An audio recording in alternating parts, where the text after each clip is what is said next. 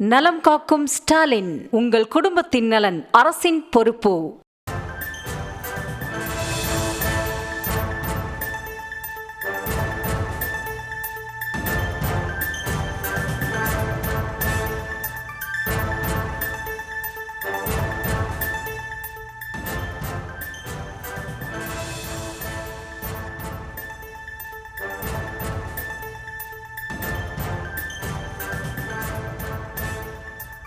அண்மை செய்தி. விழுப்புரத்தில் முன்னாள் பிரதமர் ராஜீவ்காந்தியின் 81வது பிறந்தநாள் கொண்டாடப்பட்டு வரும் நிலையில் ராஜீவ்காந்திக்கு மாலை அணிவிப்பதில் கைகலப்பு ஏற்பட்டிருக்கிறது. அந்த காட்சிகளையும் தற்போது பார்த்துவிருக்கிறோம்.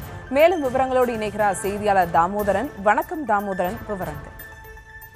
வணக்கம். விழுப்புரம் மாவட்டத்தில் காங்கிரஸ் கட்சி சார்பில் ராஜீவ்காந்தியின் 81வது பிறந்தநாள் விழா வெகு விமர்சையாக கொண்டாடப்பட்டது. தலைவர் சிலைக்கும் ராஜீவ்காந்தி சிலைக்கும் மாலை அணிவிக்கப்பட்டு மகிழ்ச்சியாக கொண்டாடினர்.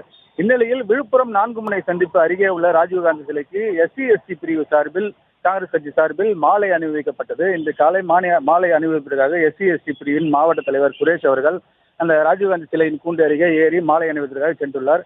அதே பிரிவை சேர்ந்த சுரேஷ் என்பவர் அவர் மாலை அணிவதற்கு முன்பு மாலை அணிவிக்க வேண்டும் என கேட்டு அவர் மாலை அணிவதற்காக சென்றுள்ளார். இதனிடையே அவர் சுரேஷிற்கும் சேகருக்கும் இடையே தள்ளுமுள்ளு ஏற்பட்டு வாய் தகராறு முற்றியுள்ளது. இந்நிலையில் சுரேஷ் என்பவர் மாவட்ட தலைவர் சேகர் என்பவரை கடுமையாக தாக்கினார்.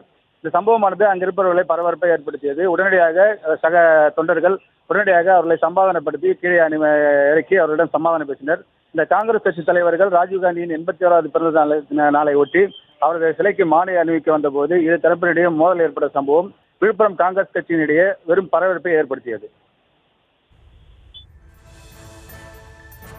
விவரங்களுக்கு நன்றி தாமோதரன்.